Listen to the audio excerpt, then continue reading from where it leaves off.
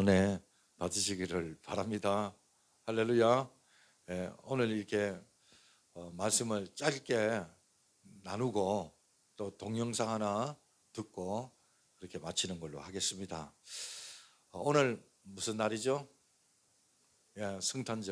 성탄절이라고 해요. 예수님이 이 땅에 오신 날입니다. 이 날은 뭐 하는 날이에요? 뭐 하는 날이에요? 이 날은? 뭐 하는 날인 것 같아요? 주님이 이 땅에 오신 날인데, 성탄절인데 뭐 하는 날입니까? 잘 몰라요? 기뻐하는 날. 우리 성탄절로 다른 말로 뭐라고 해요? 크리스마스 또는 엑스마스, 그죠? 그래서 이 크리스마스가 뭐 하는 날이냐? 여러분, 예배하는 날이에요. 예배하는 날. 거리에 예전에는 성탄절 그러면은 막 캐롤송도 나오고 또 크리스마스라는 용어가 많이 사용되었잖아요. 근데 요즘에는 그런 걸 못 봐요. 카페를 가든 거리에 그런 캐롤이나 이 성탄, 크리스마스 이런 용어들을 잘 못 들어요. 왜 그런 줄 아세요?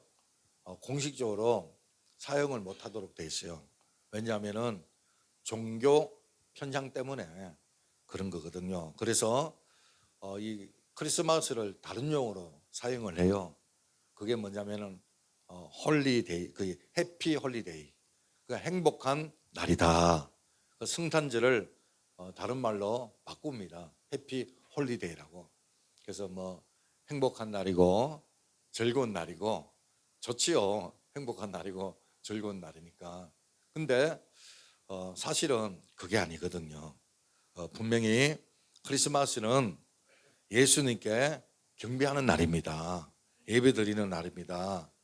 오늘날 모든 것들이 다 사라졌다 할지라도 저와 여러분은 하나님께 믿음으로 예배드리는 그런 시간이 되시길 바랍니다.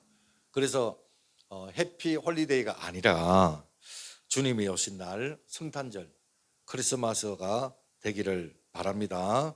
그래서 오늘 제목은요, 크리스마스를 방해하는 사람들이라는 제목으로 제목을 한번 잡아봤습니다.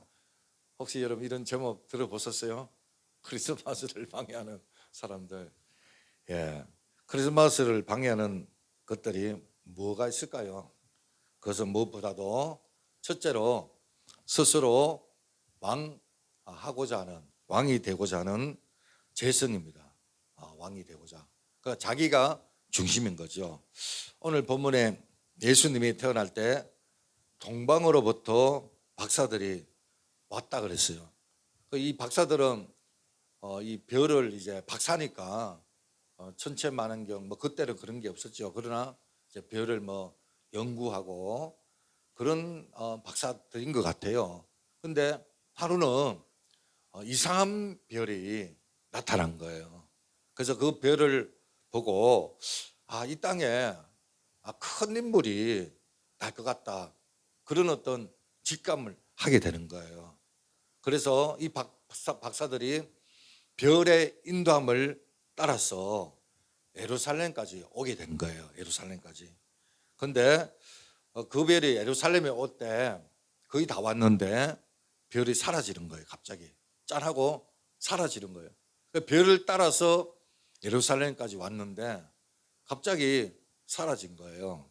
그래서 이 박사들이 그 당시에 예루살렘의 왕이 누구였냐면은 헤롯 왕이었거든요. 그래서 왕에게 찾아가는 거예요. 그래서 왕에게 묻습니다. 우리가 별을 보고 왔는데 이 별이 도대체 어디 갔는지 모르겠다, 이렇게 왕에게 묻습니다. 그래서 이 왕이요, 이 별을 따라 왔다 그러고, 이 별은 정말 귀한 별이다, 정말 큰 별이다, 이 땅에 분명히 위대한 사람이 날 거다, 이런 말을 박사들이 하니까 예루살렘에 소동이 일어난 거예요. 그리고 왕부터 난리가 난 거예요. 사실 이 헤롯 왕이 그 당시에 누구냐면은요, 되게 악명이 높아요. 그러니까 어처증과 편집증으로 가득 차 있는 그런 왕이었어요. 그래서 이 왕이 그 당시에 왕비가 6명이 있었거든요. 근데 그 6명의 왕비 중에서 이 왕이 제일 사랑한 왕비가 있었는데, 그 왕비가 누구냐면은 미림암이라는 왕비였어요. 근데 이 왕이요, 어처증이 있고 편집증이 있다 보니까 이 사랑하는 왕비까지도 의심하게 되는 거예요. 저 여자가 구테타를 일으켜서 왕의 자리를 뺏을 것 같다. 그러니까 사실이 아닌데 그렇게 막 의심을 하고 생각을 하고, 그래서 결국에는 어떻게 되냐면은 미리암을 죽여버립니다. 이 사랑하는 아내를 죽여버리는 거예요. 그리고 이 자신과 미리암에게서 태어난 두 아들이 있었거든요. 근데 이 두 아들마저도 죽여버리는 거예요. 거기에서 끝나는 것이 아니라 이 배후에 분명히 누가 있을 거다. 그래서 그 왕비의 친정어머니, 그 왕에게는 누가 되죠? 뭐가 되죠? 장모죠. 이 장모까지도 죽이는 거예요. 그러니까 사례를 모의할까봐, 왕의 자리를 탐할까봐, 그래서 장모까지도 죽이는, 그가 어마어마한 그런 어떤 끔찍한 왕이었어요. 헤롯이 그리고 나중에 안티파스라는 왕자를 세우는데, 그런데요, 이 왕자 안티파스도 로마의 제가를 받아가지고 제거를 해버립니다. 그게 이게 무슨 말이냐면은요, 이 헤롯 왕은 왕에 대한 그 자리, 그러니까 집착이 대단했던 거예요. 그러니까 자기 외에는 전부 다 죽인 거예요. 그러니까 그 왕자를 지키기 위해서 모든 의심되는 주변의 사람들은 다 제거하는 그런 일을 한, 그러니까 아주 잔인한 그런 왕이었던 거예요. 그런데 그런 왕에게 하루는 동방으로부터 박사들이 와서 유대인의 왕이 난다, 위대한 인물이 날 거다, 이런 말을 들으니까 난리가 나는 거예요. 그냥 생각만 하고 직감으로 해도 죽이고 그러는데, 전혀 사실이 아닌데도 어처증, 이런 편집증 때문에요, 사람을 막 사랑하는 주변에 있는 자식까지도 죽이는 그런 왕인데, 근데 유대인의 왕이, 새로운 왕이 태어난다. 그러니까 이 헤롯 왕이 어떻게 되겠어요? 완전 꼭지가 돌겠죠. 난리가 난 거예요. 그래서 오늘 내용이 3절인데 한번 볼까요? 시작. 헤롯 왕과 온 예루살렘이 듣고 소동한지라. 4절에 왕이 모든 대제사장과 백성의 서기관들을 모아 그리도가 어디서 나겠느냐 물으니, 그 왕이, 헤롯 왕이 이 박사들이 이제 별을 따라오다가 별을 사라지니까 왕이 어디서 나는지 모르니까 대제사장들, 그리고 서기관들, 종교 지도자들을 불러가지고 유대인의 왕이 어디서 나느냐 물어보는 거예요. 그랬더니만 이 종교 지도자들도 대제사장들이 뭐라고 말을 하냐면은, 성경의 구약에 보니까 베들레헴이라는 곳에 난다. 예수님은 어느 날 갑자기 짠하고 태어난 게 아니라 이미 몇천 년 전에 선지자들이 예언을 한 그날에 오신 줄로 믿습니다. 그 시에, 그 날에, 그 장소에 정확하게 오신 거거든요. 예언자들이, 선지자들이 예언한 대로 그대로 오신 거예요. 그래서 이 서기관들, 종교 지도자들이 성경에 선지자들이 그렇게 이야기를 했다라는 거. 베들레헴, 그 예루살렘하고 베들레헴하고는 거리가 조금 돼요. 그러니까 우리 어정부하고 한 수원 정도, 그 정도 거리가 돼요. 왜냐하면은 원래 이 마리아나 요셉은 어디서 살았냐면 나사렛에 살았는데, 헤롯 왕이 호적 정리를 하라 그랬어요. 그 호적 정리를 하게 되면은 남편의 고향으로 가게 되는 거예요. 그러니까 이 요셉의 고향이 베들레헴인 거예요. 그 베들레헴이 어디냐면은 다윗의 동네단 말이에요. 다윗의. 그러니까 이 요셉은 다윗의 족보인 거예요. 다윗의 유다 다윗의 족보인 거예요. 그래서 이 고향에 베들레헴에 호적 정리하러 갔다가 거기서 아기 예수를 낳게 되는 거거든요. 그래서 이게 성경에 그대로 성취가 되는 거예요. 그러자 헤롯이 어떻게 합니까? 별이 나타난 때를 묻습니다. 그리고는 베들레헴으로 가보라. 거기에 선지서에 기록된 대로 아기 예수가 거기서 왕이 태어난다. 그러면서 박사들을 베들레헴으로 보내는 거예요. 그리고 베들레헴에 보내는 박사들에게 부탁을 합니다.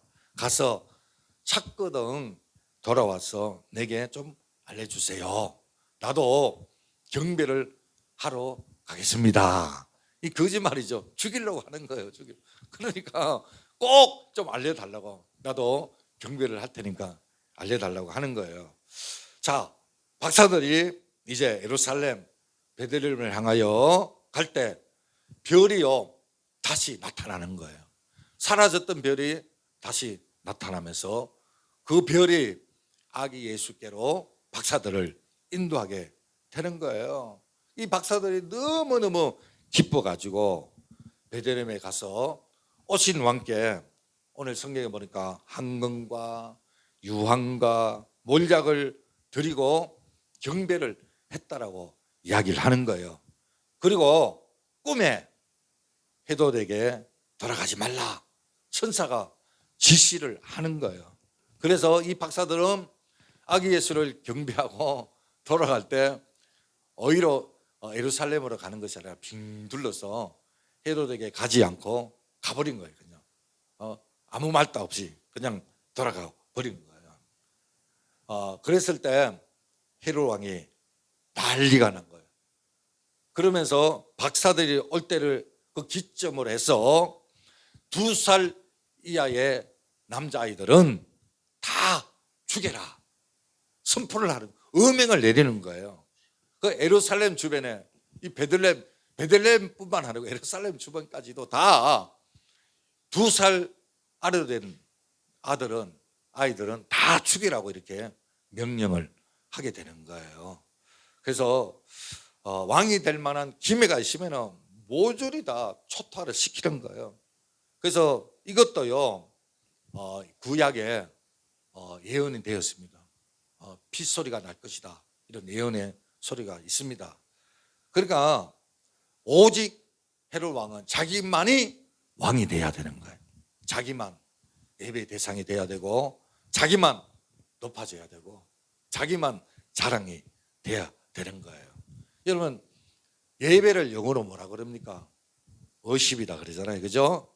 그러니까 워십이 뭐냐면 무릎 꿇고 경배한다, 그런 뜻이거든요. 그러니까 예배의 대상을 최고로 높이는 행위입니다. 무릎을 꿇고 경배한다. 그래서 우리가 예배 드릴 때 찬양을 하고 또 예배를 드릴 때 영적인 무릎을 꿇지 않습니까? 그러면서 예배의 대상인 하나님을 최고로 높이는 거거든요. 그래서 그런데 보세요, 오늘날 많은 사람들이 공적인 예배를 드려요. 예배는 드립니다. 그러나 일상에서 살면서 예배를요 잊어버리는 거예요. 그래서 주변의 사람들이 그래요. 야, 저 사람이 정말 예수 믿는 사람 맞아? 하나님 사람 맞아? 아니 하나님 믿었는데 왜 저래? 그러니까 그 사람은 삶에서 예배를 드리지 않는 거예요. 여러분, 내 생활 속에서 주님을 높이는 게 그게 예배거든요. 늘 삶 가운데 살아가면서 주님을 높이고 주님을 생각하는 게 그게 예배자의 모습이거든요. 사람들은 주님을 높이기보다는 자기를 높이고 자기를 자랑하고 자기만 중심이 되는 거예요. 여러분, 우리가 근본적인 마음, 다시 말해서 주님을 높이고자 하는 마음이 우리 가운데 없다면은, 만약에 없다면은 그저 우리가 주일날 한번 아니면 가끔씩 이래 드려지는 이 예배를 드리고 갔다 할지라도 그 예배는 그다지 의미가 없다라는 거예요. 죄송한데 우리가 삶에서 하나님을 높이고 경배하는 마음이 없다면은 우리가 이렇게 가끔 들어지는 이 예배는요 그렇게 의미가 별로 없는 거예요. 죄송하지만 정말 우리 삶을 통해서 주님만 존귀 높이는 그러한 모습이 우리 가운데 있어야 하는 것입니다. 만약 그 모습이 없다면 이것은 마치 헤롯처럼 주님께 대한 예배를 방해하는 그런 행위일 뿐인 것입니다. 그리고 또 하나는 뭐냐면요 영적 무지라는 거예요. 영적 무지. 자, 4절에 볼까요? 왕이 모든 대제사장과 백성의 서기관들을 모아 그리도가 어디서 나겠느냐 물으니, 자, 헤롯이 묻지요. 모든 대제사장과 서기관에게 묻습니다. 그리도가 어디서 나겠느냐. 그런데 사실 이 유대인의 문화와 종교, 이 헤롯이요 모를 리가 없거든요. 누구보다도 잘합니다. 여러분, 헤롯이 왜 모르겠어요? 잘합니다. 익숙하죠. 그런데 왜 물어보냐? 이론적으로 아는 거예요. 구약의 선지자가 이해한 걸 아는 거예요. 여러분, 우리도 예수님이 누군지 알잖아요. 충분히 알아요.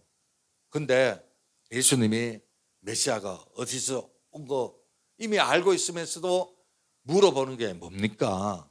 그것은 바로 정말로 성경에 약속한 그것이 이루어질 거냐 다시 확인해 보는 거예요. 헤롯이.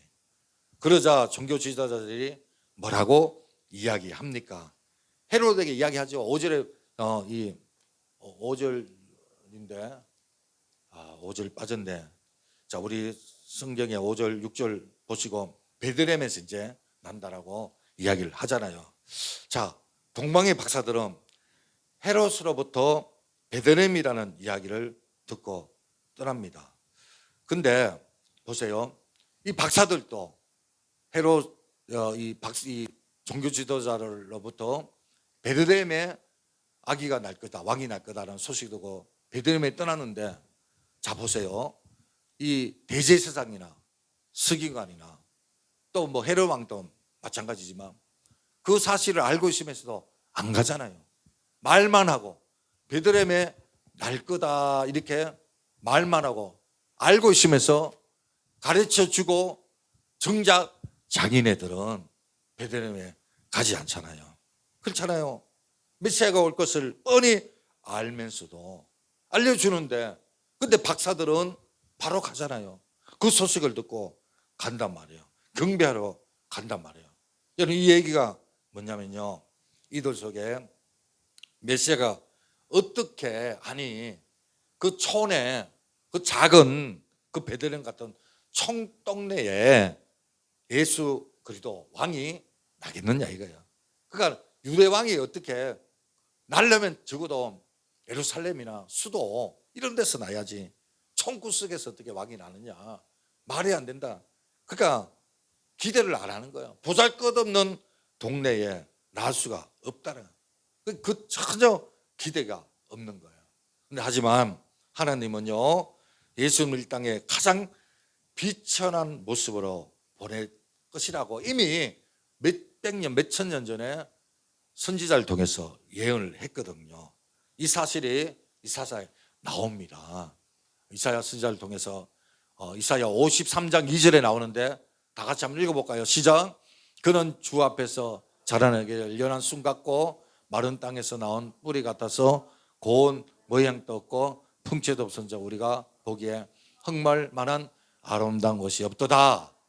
그는 메시를 받아서 사람들에게 버림받았으며 강고를 많이 겪었으며 질고를 아는 자라. 마치 사람들이 그에게서 얼굴을 가리는 것 같이 메시를 당했고 우리도 그를 귀히 여기지 아니하였도다. 그러니까 쉬운 말로 말하면 메시아는 광야의 풀처럼 초라하고 볼품없는 모습으로 아주, 그러니까 흠모할 것도 아무것도 없는, 그러니까 고난과 고통을 너무 겪어서 기티는요 전혀 찾아볼 수 없는 그런 모습으로 온다고 선지자 이사야는 이미 몇백 년 전에 이야기를 하는 거예요. 이게 바로 예수님의 모습인 거예요. 메시아의 모습이고 유대의 새로 오시는 왕의 모습인 겁니다. 여러분 한번 생각해 보세요. 어떻게 만왕의 왕이신 그분이요, 또 만주가 되시는 그분이 이렇게 초라한 모습으로 올 수 있을까요? 어떻게 그렇게 약한 모습으로 올 수가 있겠냐 이거예요. 만왕의 왕인데, 그렇지 않습니까? 세상 사람들은요, 어떤 힘 있는 자 좋아하잖아요. 물질이 많은 자, 돈 많은 자 좋아하잖아요. 능력이 많은 자. 그런 사람이 메시아가 아닐까 그렇잖아요. 왕이면은 그런 능력을 가지고 있어야 되잖아요. 북한에 보니까 김정은이가 3살 때 뭐 말을 타고 다녔다는 등, 뭐 7살 때는 뭐 날아다녔다는 등, 뭐 진짜로 믿더라고요. 김정은이가 그 정도는 통치자가 그 정도는 돼야 되지 않습니까? 돈과 권력이 우리에게 행복을 가져다 준다라고 생각을 하는 거예요. 그래서 메시아는 그 정도로 돼야 된다라는 거예요. 여기 예루살렘 사람들은 그 약하고 보잘것없는 메시아를 전혀 기대하지 않았다는 거예요. 하지만 하나님은 메시아를 가장 약한 모습으로, 가장 추한 모습으로, 가장 볼품없는 모습으로 이 땅에 보낸 거예요. 사람들은요, 그 많은 사람들이 기대하는 힘 있고 능력 있고 풍성하고 이런 거와는 전혀 상관이 없는 그런 모습으로 메시아가 오셨는데, 근데 동방박사들 보세요. 찾아가잖아요. 마욕간에 찾아가는 거예요. 말구에 밥통에 찾아가는 거예요. 자, 11절 볼까요? 시작. 집에 들어가 아기와 그의 어머니 마리아가 함께 있는 것을 보고 엎드려 아기께 경배하고 보배합을 열어 황금과 유황과 몰약을 예물로 드리니라. 아마 이 동방의 박사들이 경배할 때는 막 태어났을 때는 아니에요. 애기가 막 태어나면 막 탯줄도 뭐 피도 뭐 지저분하잖아요. 자, 예수님이 막 태어났을 때 모습이 어떠냐면은 누가복음 2장 7절인데 보세요.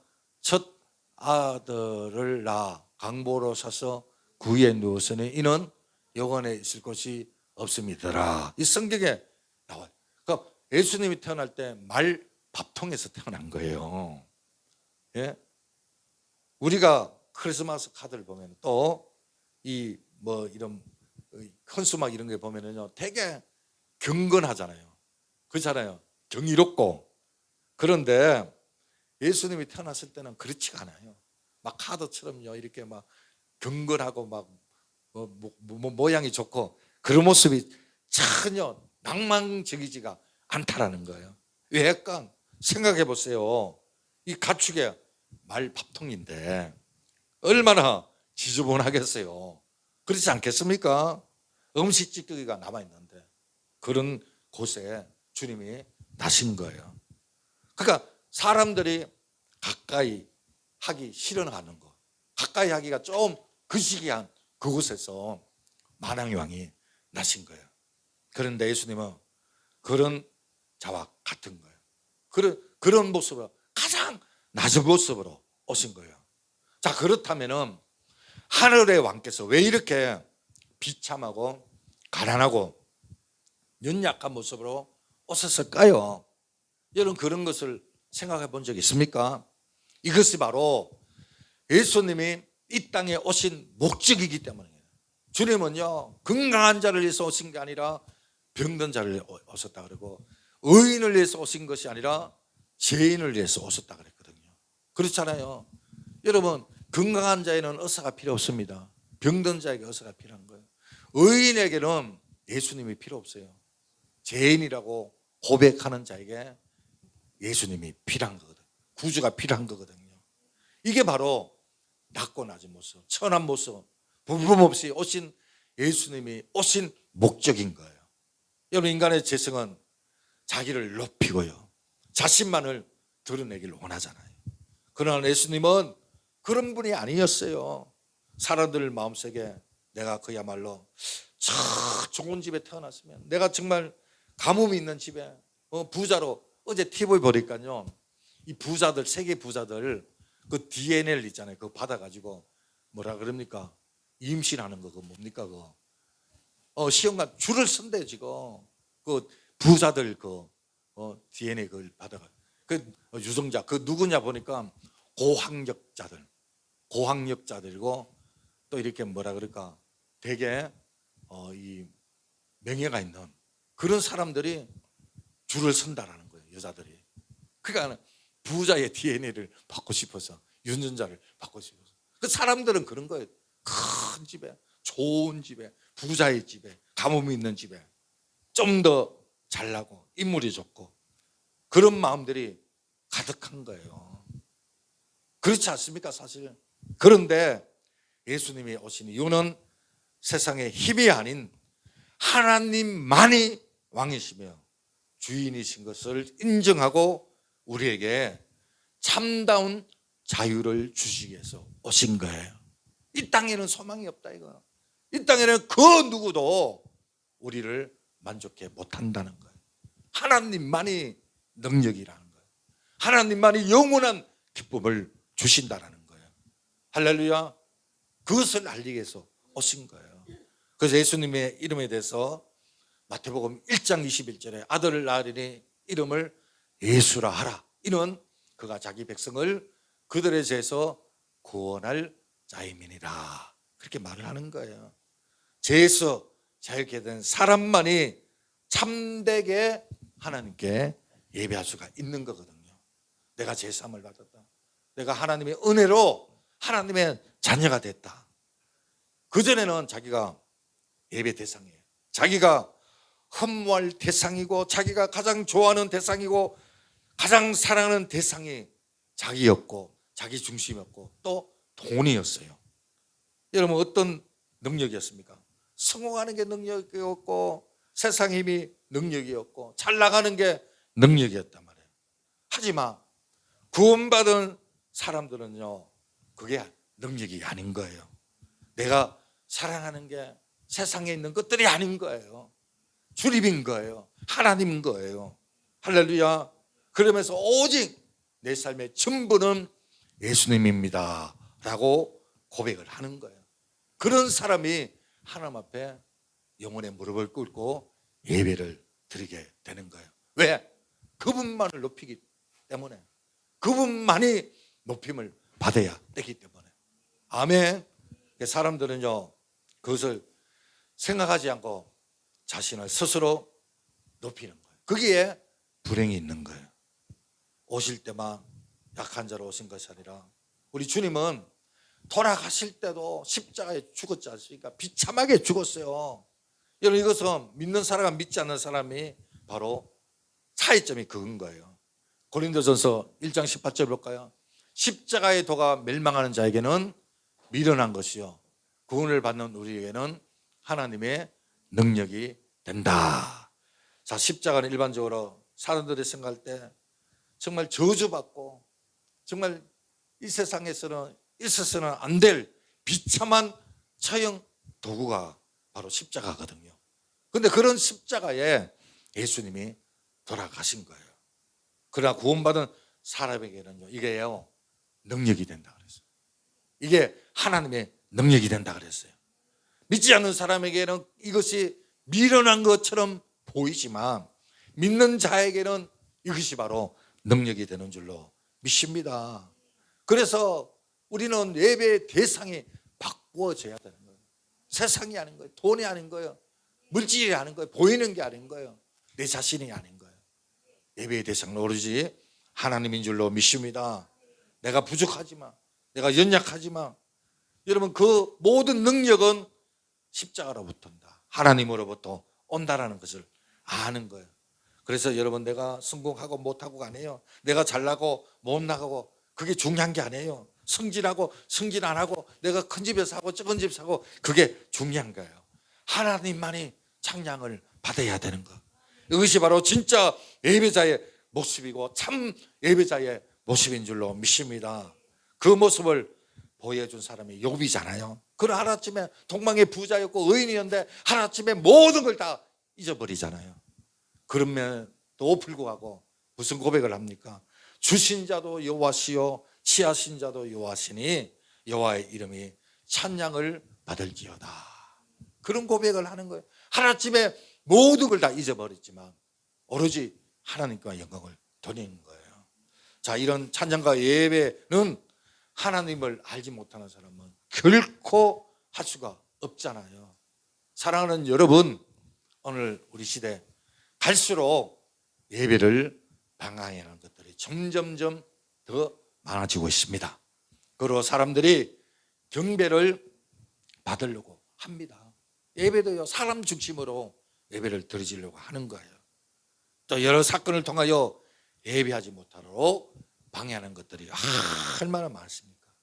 하지만 우리는 어떤 방해에도 불구하고 오직 주님만 높이고 주님께만 영광을 돌리는 그런 저와 여러분들이 되시길 바라고, 그런 성탄절 크리스마스가 되시기를 바랍니다. 할렐루야.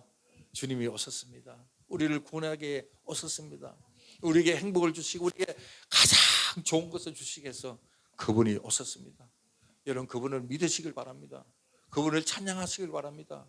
그분께 영광을 돌리는 여러분들이 되시길 바랍니다. 우리 동영상 하나 보고요, 그리고 찬양하고 마치겠습니다.